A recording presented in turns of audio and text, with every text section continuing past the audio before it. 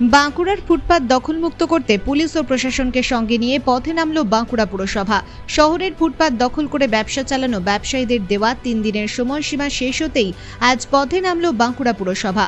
বাঁকুড়া মহকুমা প্রশাসন ও বাঁকুড়া সদর থানার পুলিশকে সঙ্গে নিয়ে এদিন বাঁকুড়ার বড়বাজারে অভিযান চালায় পুরসভা।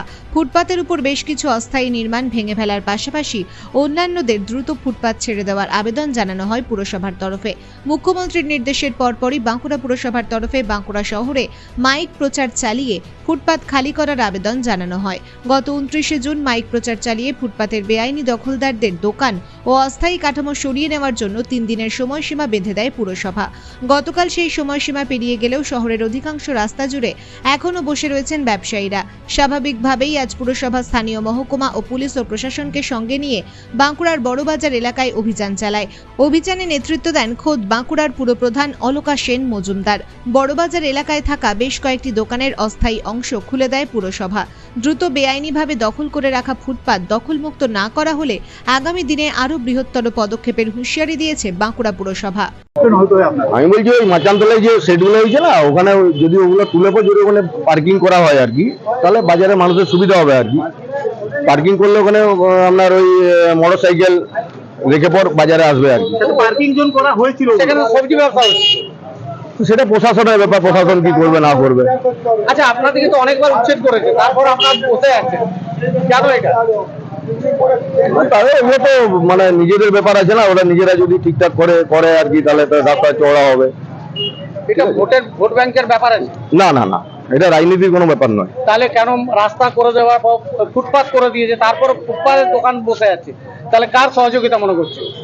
এটা দোকানদারের দোষ আর কি, দোষটা দোকানদারেরই। দোকানদার যেহেতু ফুটপাতের উপরে দোকান করছে, ওটা ঠিক নয়। নিজেদের গাফিলতি আছে দেখভালে? না না, গাফিলতি নয়, গাফিলতি এটা বলবো না আমি, ঠিক আছে। তাহলে কোন সাহসে বসে যাচ্ছেন ব্যবসায়ীরা? ওটা তো উচিত নয়,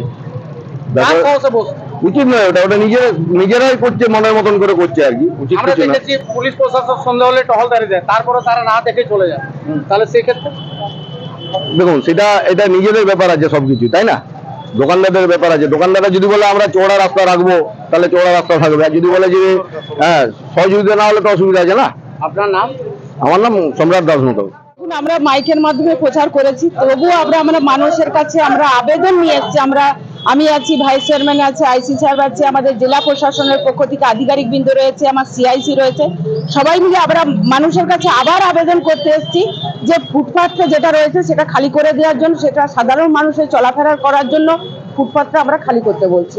এবং আমরা প্রশাসনের কাছে আবেদন করব, মাননীয় মুখ্যমন্ত্রী মমতা বন্দ্যোপাধ্যায় কাউকে উচ্ছেদ করতে বলেনি, তাদেরকে সরকারি কোনো জায়গা যেখানে আছে আমরা সেখানে তাদেরকে স্থানান্তরিত করব।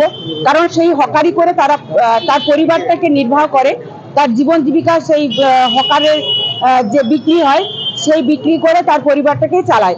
সেজন্য আমরা চাইবো যেখানে আমাদের সরকারি কিষাণ মান্ডি বড় একটা জায়গা পড়ে রয়েছে, তারা যারা ফুটপাতের উপরে ব্যবসা করছে তারা যেন ইতিমধ্যেই কিষাণ মান্ডিতে যায়, নাহলে প্রশাসনের পক্ষ থেকে ব্যবস্থা গ্রহণ করতে বাধ্য। আজকে তো অস্থায়ী নির্মাণ ভাঙার প্রক্রিয়াও দেখলাম। দেখুন, আমরা মানুষকে সচেতন করছি, আমরা চেষ্টা করছি, কারণ বাংলার মুখ্যমন্ত্রী মমতা বন্দ্যোপাধ্যায় আপনারা জানেন যে উনি যে বার্তা দিয়েছেন সেই বার্তা অনুসারে আমরা এবং প্রশাসন আমরা কাজ করছি। আমরা মানুষের কাছে সেই বার্তা তুলে ধরার চেষ্টা আমরা করছি, আমরা আবেদনও করছি, আমরা সেভাবে ব্যবস্থা গ্রহণ করব। একটা কথা বলা যায় যে পুরনো তথ্য অধিকারের যে অফিস রয়েছে সেখানে পিছনে যেটা বেআইনি নির্মাণ, সেখানে অবৈধ কার্যকলাপ, মদ বিক্রি, মানে সমস্ত কিছু বিক্রি। মুখ্যমন্ত্রী বারবার সরকারি জায়গা অবৈধভাবে দখলদারি বলছে, সেখানে কেন আপনারা পদক্ষেপ করছেন না? এই জায়গাটা আমাদের আইসি সাহেব ছিলেন, ভাইস চেয়ারম্যান ছিলেন, আমাদের এসডিও সাহেব ছিলেন। এই ব্যাপারটা নিয়ে কালকে এডিএম জি স্যারের সঙ্গে আলোচনা হয়েছে। আমরা ইতিমধ্যে আমাদের জেলা শাসকের সঙ্গে আলোচনা করব, আলোচনা করে আমরা সিদ্ধান্ত নেব। এর আগেও তো বলেছিলেন যে ঈদ বেরোলেই এটা পরিষ্কার করা হবে। দেখুন, এটা জেলা শাসকের জায়গা, সরকারি জায়গা, সেই কারণে আমরা চাই জেলা শাসকের সঙ্গে আলোচনা করে আমরা এটা সিদ্ধান্ত নেব। না, পৌরসভা তো এড়াচ্ছে না। পৌরসভা জেলা শাসকের যেহেতু জায়গা, সরকারি জায়গা, সেই জন্য চাইছে জেলা শাসককে নিয়েই কাজ করতে। মাচানতলায় সাইকেল স্ট্যান্ড করা হলো, সেগুলো স্টল বসে গেল, কি বলবেন? ইতিমধ্যেই আমাদের এসডিও সাহেব এবং আইসি সাহেব, ভাইস চেয়ারম্যান, আমরা 3 সিআইসি আমরা ইতিমধ্যেই পৌরসভায় আমরা একটা মিটিং করেছি এবং তাদেরকে বলে দেওয়া হয়েছে তাদেরকে কিষাণ মান্ডিতে যে জায়গা রয়েছে তাদেরকে সেখানে চলে যাওয়ার জন্য বলা হয়েছে। যখন বসেছিল আগে হলো না কেন, কি বলবেন?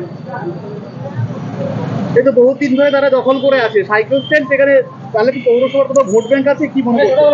দেখুন, আমরা চেষ্টা করছি, মাননীয় মুখ্যমন্ত্রী মমতা বন্দ্যোপাধ্যায় বারংবার একটা কথাই বলেছে যে আমরা উচ্ছেদ করছি না, কিন্তু তাদেরকে কোনো একটা জায়গায় পুনর্বাসন দিতে হবে।